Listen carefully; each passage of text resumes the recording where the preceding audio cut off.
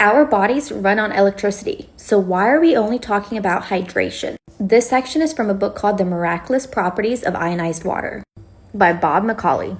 Why is no one discussing the electrical properties of water? As an ICU nurse, I spend my nights looking at monitors that measure the body's electrical activity. The heart is electrical, the brain is electrical. Even our muscles rely on electrical signals. That's why I became so fascinated with the question. If the body runs on electricity, could the properties of the water we drink matter beyond just hydration?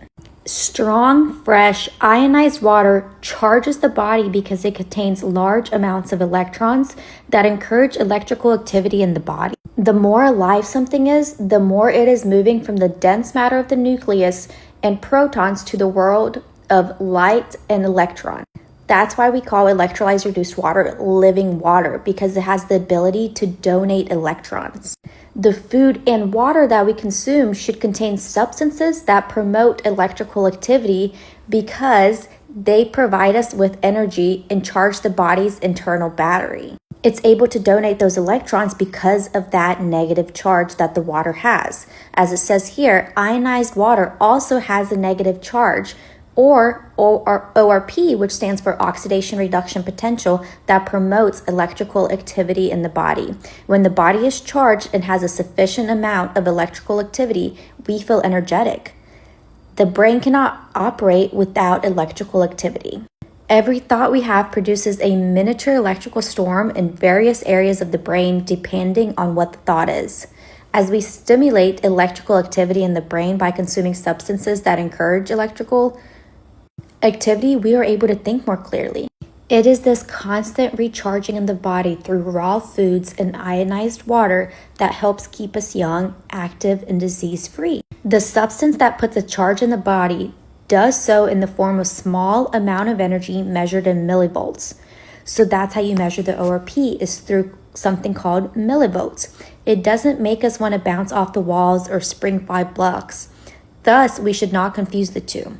Energy provides the body with greater potential for health and vibrancy. Stimulants such as caffeine and other additives, they do nothing but jolt our nervous system, then leave us flat and burned out once they have been used up. I talk about ORP in my videos all the time. Anybody can measure the oxidation reduction potential of anything with the ORP meter. You can literally buy it off Amazon, test the water you're currently drinking it in, put it in your fruits and veggies, test the electrical charge using something called millivolts, and we want to get a negative number. As it says here in the bottom, ORP is the single most important term we need to become familiar with if we want to understand human health. A person's ORP level would instantly reveal whether their body is in a state of health or in a state of disease.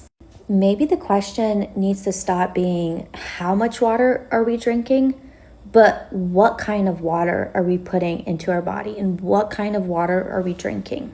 If this sparked your interest, make sure you save this video to reference to later. Share this with your friends so they can learn this information, because we are not educated on this anywhere. If you want a breakdown of ionized negatively charged water, DM me or comment below water and I'll send you the breakdown.